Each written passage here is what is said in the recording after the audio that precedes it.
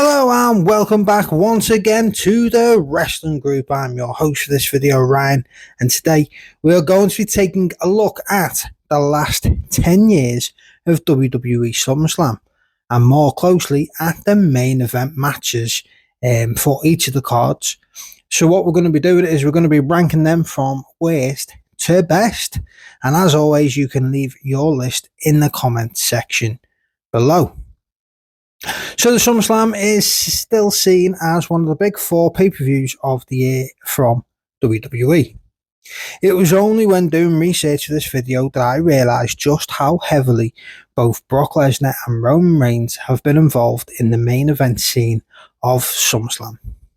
Brock Lesnar has main evented 6 of the last 10 SummerSlam pay-per-views, and Roman has main evented 5 of the last 10. Now these figures both include the 3 times that they've faced each other, twice in singles matches and once in a fatal 4-way. So with all that being said, ranking SummerSlam's last 10 main event matches from worst to best, so we'll start obviously at number 10 and being the worst of the last 10 years is Brock Lesnar versus Randy Orton at SummerSlam 2016. So the build up to this match wasn't that bad. Orton and Lesnar were on different shows at the time, so they turned up and obviously attacked each other. You know, we got the likes of the RKO out of nowhere. This match was then billed as a dream match between the two, as of course they hadn't faced in singles matches at a pay-per-view before. And understandably, this is why they decided to go with this match as the top spot on the card over, obviously, like WWE Championships. The match, though, wasn't great. There was a bit of back and forth, and just as it looked like the match was about to pick up and go into the next gear, it ended. Brock Lesnar would pick up a shocking TKO victory, pummeling his opponent with stiff shots and leaving Randy Orton a bloody mess in the ring. So if this is to actually have led to something else down the line, like a rematch where Orton would then get his revenge and then we get the rubber match maybe between the two of them, this would have probably have ranked higher because it would have made more sense. But judging the fact that, Orton just basically accepts the loss and moves on, I just seems very, very strange booking as a one-off, quote unquote dream matchup. So in at number 9 is Braun Strowman versus The Fiend for the WWE Universal Championship in a Falls Count Anywhere match at SummerSlam 2020. So this match was during pandemic WWE, where, if we're honest, a lot of this was painful to sift through. This match, though, was no exception. This was a typical Fiend match where his opponent literally throws everything at him, multiple finishes including, and he just continues to get up and carry on like that horror movie villain. Unfortunately, though, this doesn't come across great in this day and age in wrestling matches. So Strowman was pretty forgettable as a champion, which also doesn't help the positioning of this match on our list. The Fiend would pick up the victory and the title after nailing a back-to-back Sister Abigail to become 2-time Universal Champion. After the match, though, Roman Reigns would return and spear the Fiend and stand tall with the Universal Championship above his head, and this was in fact the best and most memorable part of the whole matchup. So in at number 8 is Roman Reigns versus Brock Lesnar for the WWE Universal Championship at SummerSlam 2018. Now, not a lot can actually be said about this match, if we're being honest, because it lasted a total of 6 minutes. And at one point, the fans chanted, "You both suck," at Reigns and Lesnar. For such a short match, there was too much focus on the Money in the Bank winner, Braun Strowman, who was sat at ringside and would then be attacked by Brock Lesnar, which caused distraction, giving Roman the upper hand as he nailed the spear and picked up the victory and the title. So in at number 7, Cody Rhodes versus Solo Sakoa for the WWE Championship in a Bloodline Rules match at SummerSlam 2024. Now, I get what WWE were trying to do with the whole Solo Sikoa taking over the Bloodline thing, which is, to be fair, fine. The storyline part was pretty decent.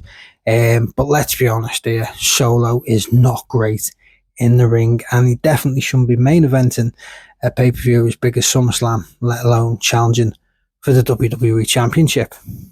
The fans also reacted accordingly to this, with the first part of the match. They remained pretty quiet until the interference and shenanigans started, and that is when they got more lively. Cody did his best to try and drag out a solid match out of the new tribal chief. And it was clear that the main reason for this match to main event was obviously for the return of Roman Reigns. And boy, was that a great payoff. The fans went absolutely insane with the returning OTC, and the roof nearly came off when he nailed Solo Sikoa with a spear to help Cody pick up the victory. The only unfortunate part of this, and probably why it does come in at number 7, is the fact that the match is half an hour long, but the last 3 minutes pretty much the only memorable part of the match. So in at number 6, and we have Roman Reigns versus Brock Lesnar once again, this time in the last man standing match at WWE SummerSlam 2022 for the Universal Championship. Now this might shock people, this being so high up, because I know it is seen, as being quite fond by fans, but I'll be honest, I was not a fan of this match at all. It had the tractor flip in the ring spot, and before I went back to research it for this video, that was literally the only thing I could remember about the match, was the fact that Brock Lesnar drove a tractor down and flipped the ring. Same as the last couple of entries in this list, just the one moment that's worth checking out. A lot of interference also plays into this being so high up in the end, as Roman needed to use both the Usos and piling on of the announce table, chairs, stairs, etc. on top of him to be able to keep down the beast for the 10 count. So in at number 5 is Brock Lesnar vs The Undertaker at SummerSlam 2015. Now this is where the list starts to pick up. All good matches going forward, just the nitty gritty stuff that separates them for positioning purposes. So this was a good showing from both guys. After that disaster of a WrestleMania 30 match, which left Undertaker with multiple concussions. This was very much a fast-paced and intense matchup for the most part, as Lesnar didn't even wait for Taker to get into the ring before he pounced. The finish, though, for me is why this match comes in at 5th. The timekeeper rang the bell early, and this distracted the ref, which would allow The Undertaker to nail Brock Lesnar with a low blow, and then he would then lock in his Hell's Gate finish, and Lesnar would pass out.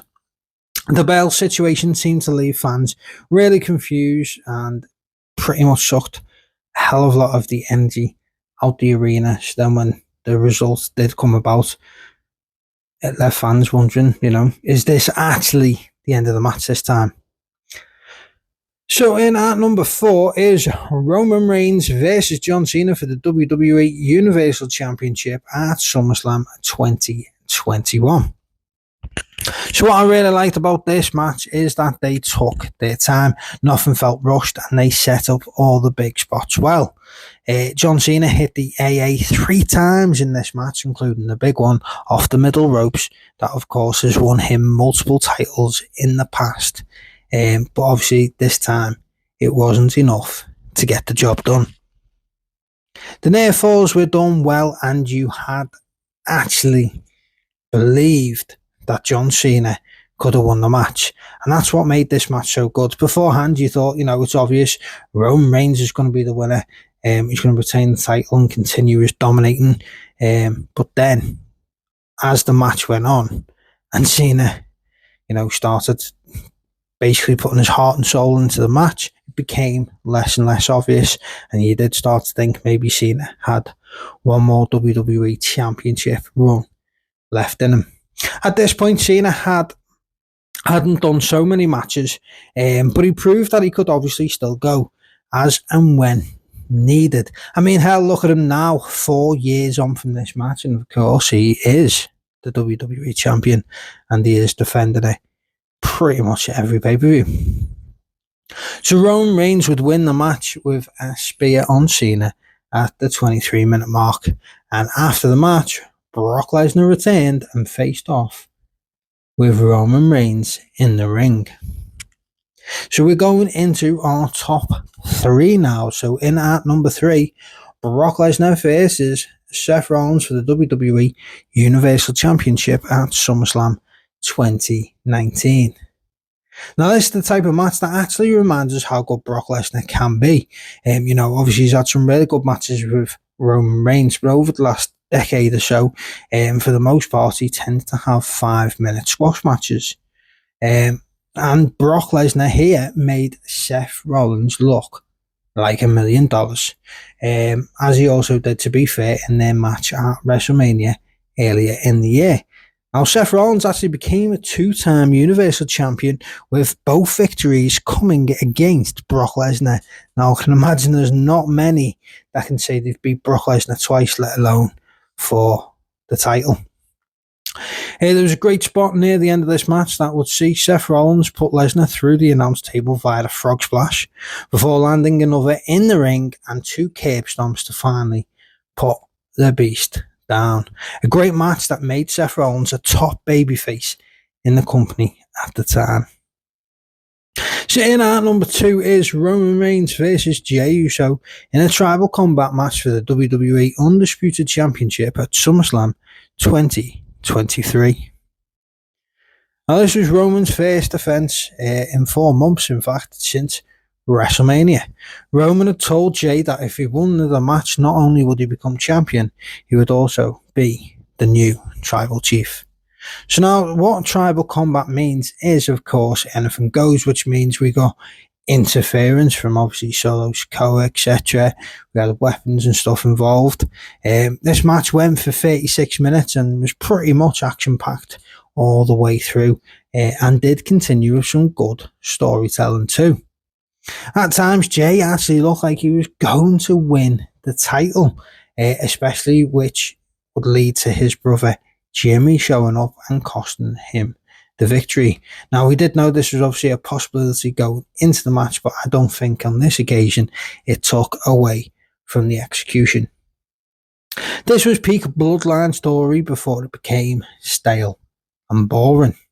Roman picking up the victory made sense as he continued to be the face of the company, and I always enjoyed the singles matches between Jey and Roman.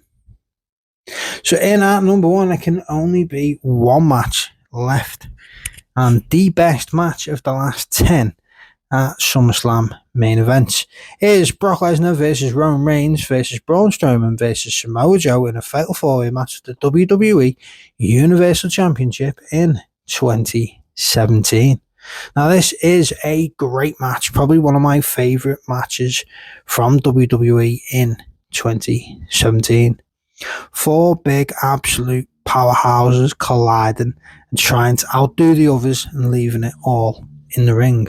All 4 guys as well still came out of it looking strong, which, let's be honest, isn't an easy thing to do when one of them has to eat the pinfall. So Strowman powerslammed Lesnar through an announce table was a highlight, as you know, it's not that often that the beast looks vulnerable. And Samoa Joe had his moments as well, as he locked Lesnar in the Coquina clutch until obviously Lesnar managed to power out and land an F5, but Roman Reigns was able to make the save. Reigns would then land 3 Superman punches on Lesnar, which would obviously leave him stumbling around the ring, and as he then went for the spear, Brock Lesnar quickly lifted him up and countered it into an F5, and Brock Lesnar picked up the victory, pinning Roman Reigns in the middle of the ring and continuing their long-standing rivalry. So there you have it, the last 10 SummerSlam main events ranked from worst to best. Now, do you agree with our list? Of course, let us know in the comment section below, and obviously leave your list if it differs from mine. Obviously, it's going to be the same 10 matches, but it might not be in the same order. And don't forget, as always, to give us a like, drop us a comment, and of course, subscribe to the wrestling group today.